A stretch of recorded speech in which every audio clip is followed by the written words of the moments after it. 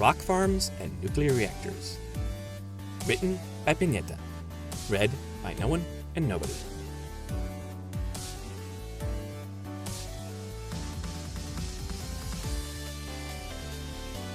Chapter 1, which concerns rock farming. It should have been an excellent day for studying. A cold wind blowing from the north had caused the temperature in Ponyville to drop sharply. Ponies throughout the town had retreated into their houses and closed the doors and windows. Summer was over, and it was time to start thinking about indoor activities and preparations for winter. A good day to stay indoors with a book, or a stack of books, which was just what I was planning to do. Today, I would disprove an old mare's tale that said there was somehow enough energy locked in a teaspoon of water to provide all the power Equestria needed for a year. Utter nonsense. I had already drafted a letter to the Ponyville Express, and just needed to check a few facts. I had a pile of relevant books stacked neatly on my desk. After a few minutes of staring out of the window, watching the wind shake the outer branches of my tree, sending the leaves dancing in the air, I quit daydreaming, opened the first volume in my pile, and started reading. Energy in Equestria. Life in Equestria is sustained by the energy from Celestia's sun. Plants absorb this energy, then store it. Ponies and other animals get their energy from plants through the food we eat. Without magic, energy can never be created or destroyed. The sound of some pony hammering a hoof on the door downstairs momentarily disturbed my concentration. But I paid no further attention. Spike could take care of whoever it was. I continued reading. While nearly all energy in Equestria originates from the sun, there is an important exception. The energy present in the rocks beneath our feet, which produces heat deep in the core of our planet. I heard the sound of a kangaroo hopping up the staircase. Actually, it was a pony, and I had a pretty good idea which one. Hiya, Twilight. What you doing? I haven't seen you since yesterday. Pinkie Pie. And I was going to ask you about... I was going to ask you loads of things. What's your favorite flavor of... Oh, you're stuck into studying. No worries. I won't bother you. I really just stopped by to ask if you could spare a bit of uranium. Have you got any?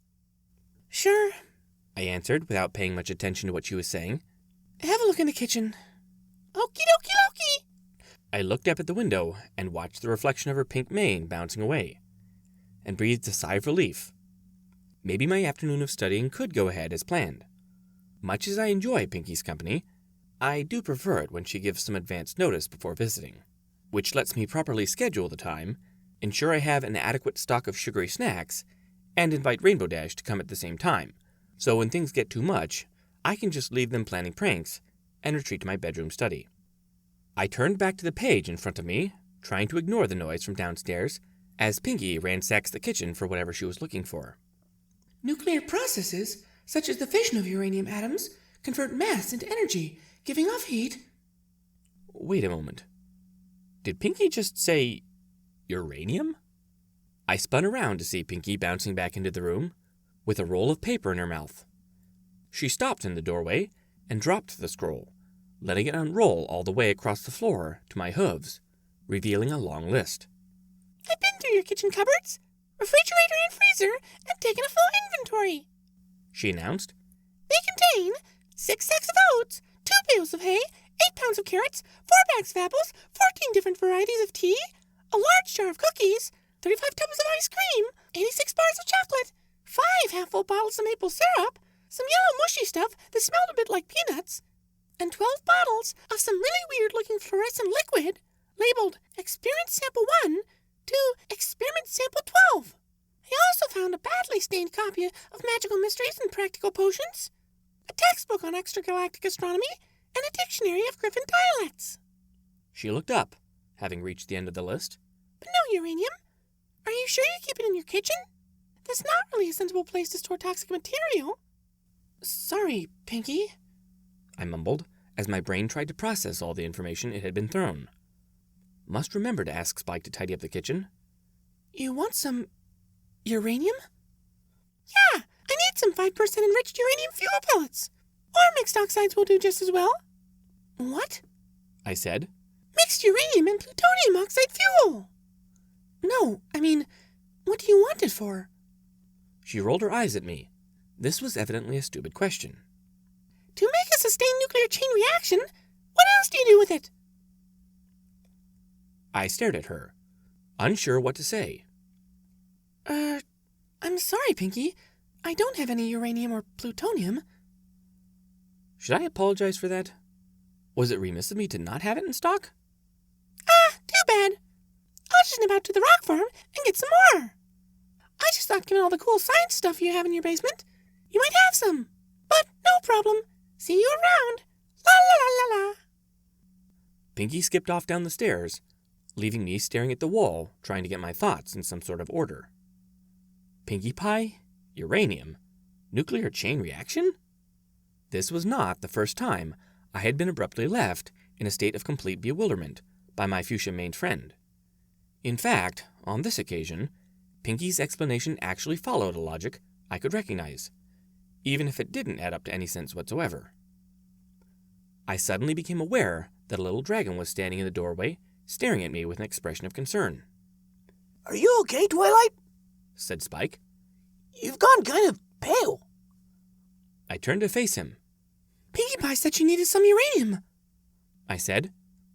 "She must be baking a new flavor of cupcake," he replied, licking his lips. Uranium is a radioactive heavy metal, I shouted. It's highly toxic.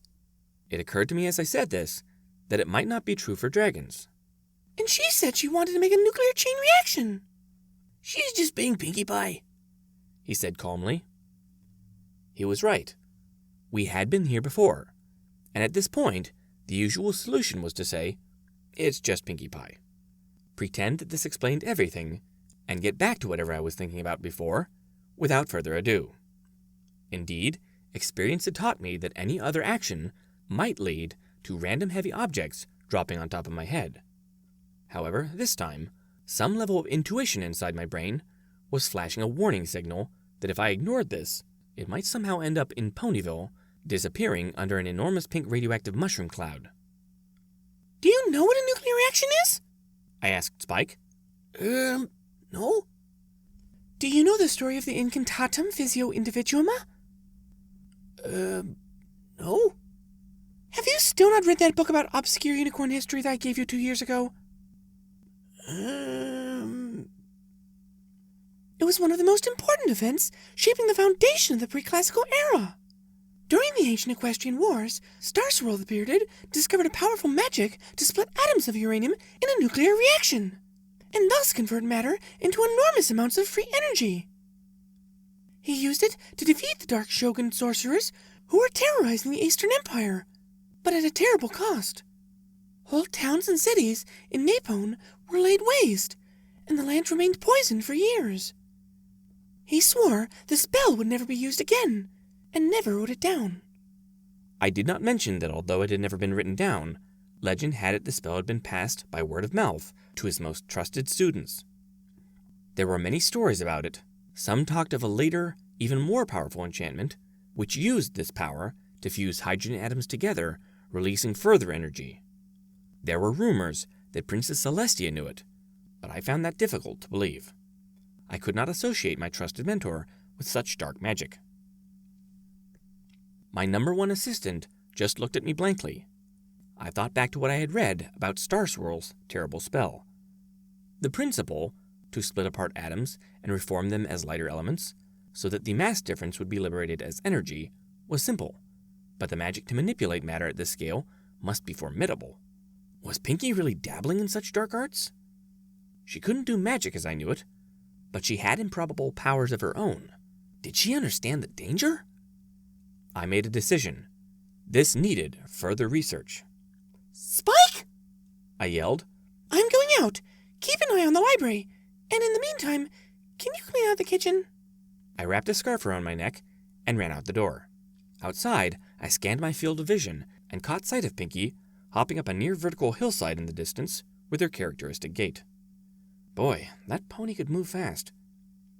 I focused on the moving pink pony, calculating her exact trajectory, then closed my eyes and teleported to the summit of the hill. It turned out I had pinned down her location more accurately than anticipated.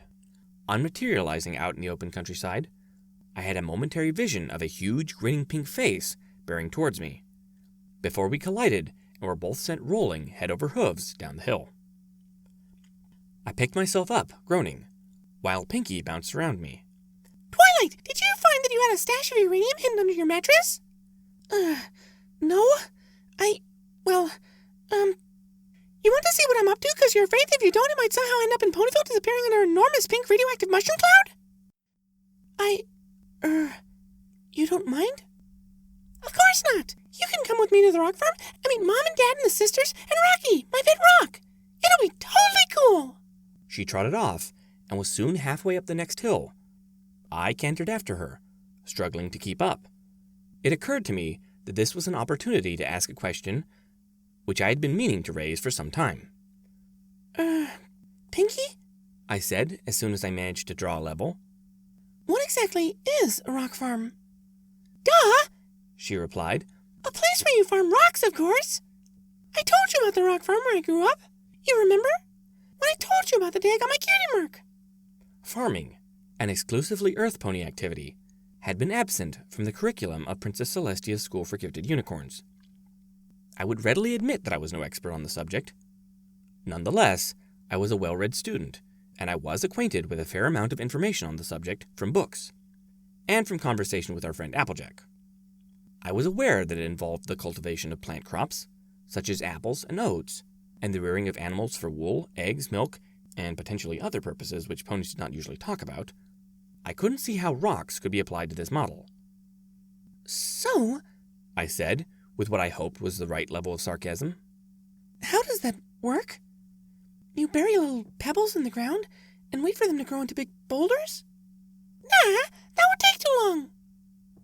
I decided not to interrogate further. I would find out the answer soon enough.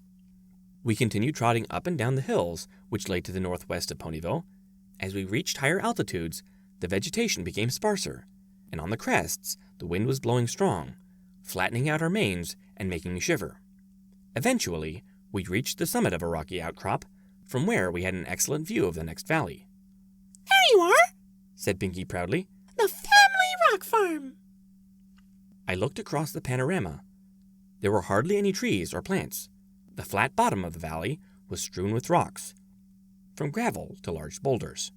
Various farm buildings punctuated the landscape, linked by roads. It would be pretty dull, except that every barn, water tank, and many other buildings had been painted in bright, vivid colors. Fluorescent murals depicting images of smiling, happy ponies pranced under a sky filled with rainbows, streamers, and balloons. It was impossible not to smile at this joyous art show. You like it? A very satisfied Pinkie Pie threw her hooves around my neck and hugged me. Your artwork? I asked. Yeah, replied Pinkie. Come on, you've got to taste Dad's rock cakes. We cantered down the hillside and into the farm complex together, past a large yellow and black sign marked, "Caution, Rocks Turning."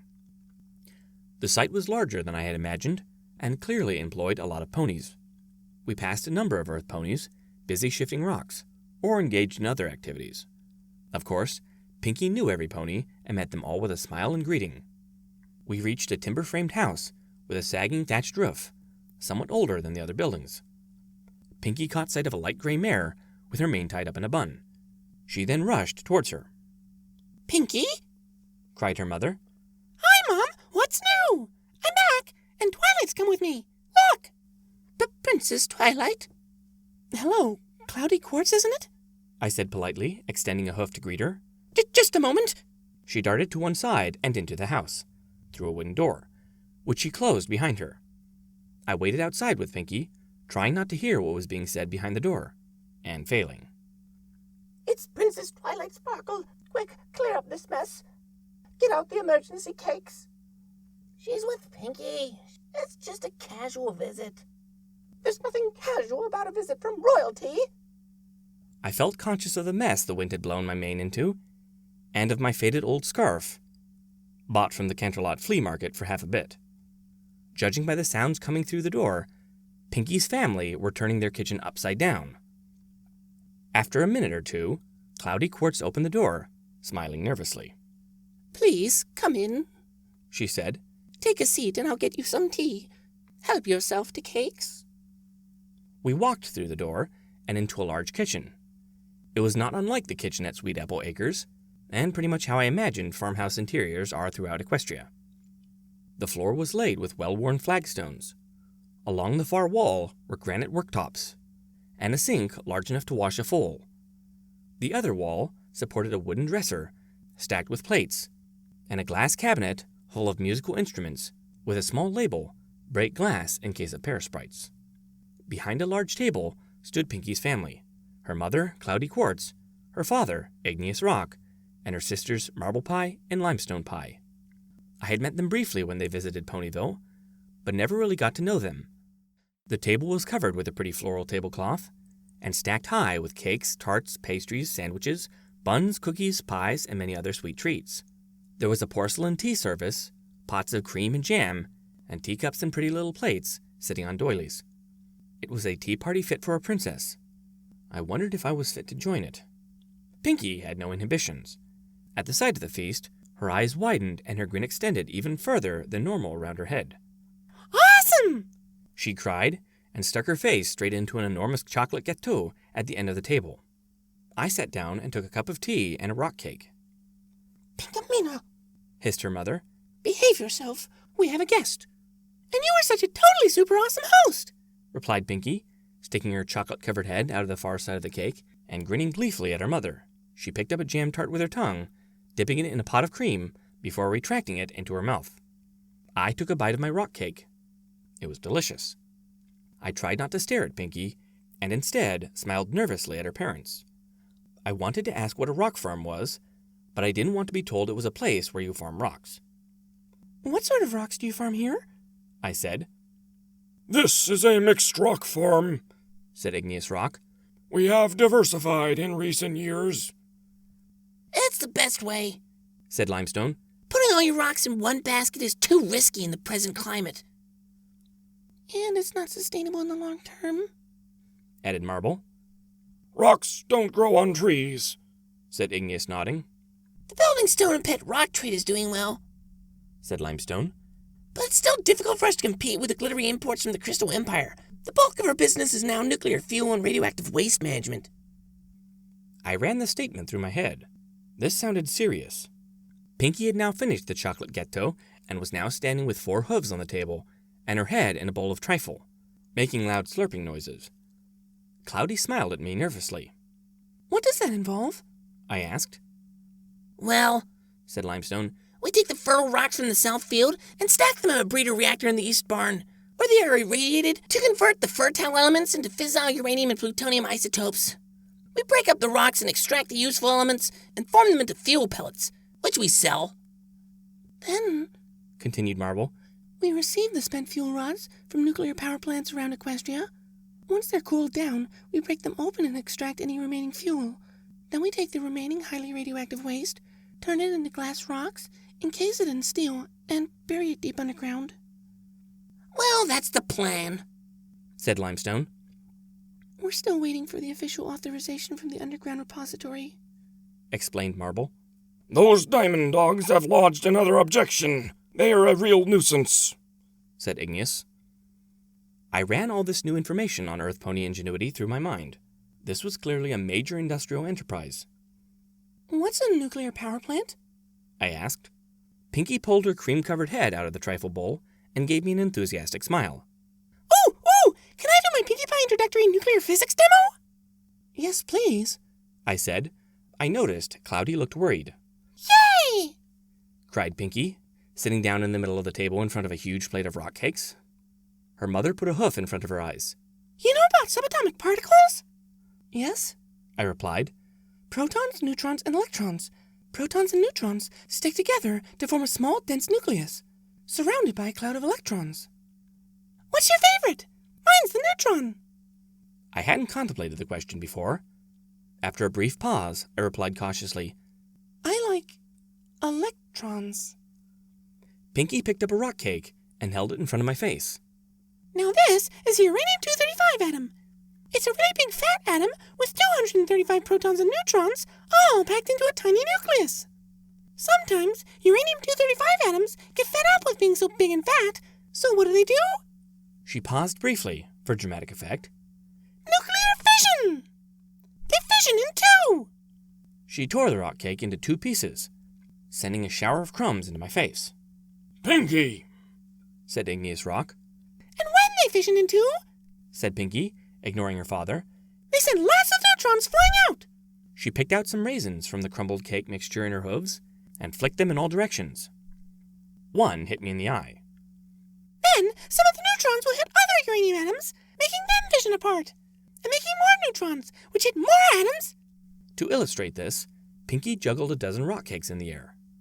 By some improbable hoofwork, she caused one to break in 2, sending raisins flying out. These then hit other cakes, which broke apart in a further raisin explosion, thus depicting a chain reaction. In a few seconds, the pile of cakes had been reduced to crumbs. I felt a little annoyed. Those cakes had been very good. I had been hoping to have a second one. In a nuclear power plant, Said Marble. we sustain such a nuclear reaction in a chain reactor and use the heat it produces to make hot water and generate electricity. Question time! Said Pinkie. What happens if we pack lots and lots of enriched uranium into a really small space? I said, and then paused, unsure how to reply. I was trying to translate Pinkie's description into terminology I could follow, and fit it around what I already knew. Heavy radioactive atoms, such as uranium, could decay as she described, and if there was enough present, then you could get a chain reaction, You're slow, Twilight. said Pinkie. Pumpkin and pound cake got it straight away. There would be a great big ginormous explosion! She threw her forehooves in the air, sending a plate of eclairs flying into the wall. The consequences of what Pinkie had said became clear in my mind. Earth ponies had a way of producing a nuclear reaction without any magic. All they needed was a certain amount of enriched uranium, with a higher fraction of the unstable uranium-235, relative to the more abundant uranium-238. Isn't that all rather dangerous? I asked nervously. Pinkie is getting a bit carried away, Said Limestone. That would only happen if you had a critical mass of highly enriched uranium or plutonium. It's quite hard to make. We only enrich it by a few %. Enough to run a nuclear reactor. We're making nuclear fuel, not bombs. The rest of the family nodded seriously. This did not entirely reassure me, But what if some villain broke in here and stole some material? I said. Wasn't Trixie working here at one point? If she had had some plutonium when she was wearing the Alcorn amulet, she could have done something terrible. At this comment, to my surprise, Pinkie's sisters both burst out laughing and had to support each other with their hooves. Igneous looked a bit embarrassed, Sorry, said Limestone after she had recovered from her laughing fit. that's just a hilarious idea. Trixie making a nuclear bomb. It's not that funny. I said, in what I hoped was a regal, authoritative voice. Trixie bluffed her way into a job here. Said Marble. She talked to Dad into hiring her with lots of wild claims about what she could do. It quickly became clear she didn't know anything about rocks. She thought yellow cake was a custard tart. In the end, we just paid her off with a bag of gold and told her to beat it. Said Limestone. So a great and nuclear-armed Trixie wasn't a credible security risk. That was good to know, but I wasn't entirely reassured. There were more intelligent villains in Equestria. This probably wasn't Discord style, but still, if rock farmers were making such potentially dangerous material, they really should be more careful. Pinkie slid off the table, shook the cake crumbs out of her mane, and hugged her parents and sisters. It's been totally super fun to see you again. Thanks for the awesome party, but I need to get back to Sugarcube Corner. Can you get me 4 cans of uranium fuel for the Ponyville PWR? Limestone left the room and came back carrying a tray of tin cans, each labeled with a bright yellow and black radioactive trefoil symbol. Pinkie took these and placed them into her saddlebag. And can I have some cakes for the twins? And some cookies? And you know how much Gummy loves your toffee. As Pinkie filled up her saddlebags with as many cakes and sweets as she could lay her hooves on, Limestone left the kitchen again and returned with a mouthful of paper forms. She dropped these on the table in front of her sister. Paperwork, Pinkie. Fill out these before you leave. Ah, do I have to? It's boring. You know the regulations are very strict about this stuff. We need to keep detailed records. Pinkie picked up a pink crayon in her mouth and started scribbling on the form. Out of curiosity, I looked over her shoulder at the forms, headed with the logo of the Equestrian Environmental Agency. At the top, Pinkie had written Dr. P.D. Pie, BSc, MSc, PE, PhD. nuclear engineer, Massachusetts Institute of Technology. You're a professional engineer? I said. Yeah, you think they'd let me run a nuclear reactor without proper qualifications? Replied Dr. Pinkie. You run a nuclear reactor? Why else would I need uranium fuel? But where? Sugarcube Corner, of course. In the basement. In the basement? It wouldn't fit in my bedroom. You run a nuclear reactor in the basement of Sugarcube Corner? I asked slowly, trying to piece together these new facts and redraw my picture of my sugar-loving friend and her Ponyville home. Yeah, a small one. And you should totally come and see it. It's really cute.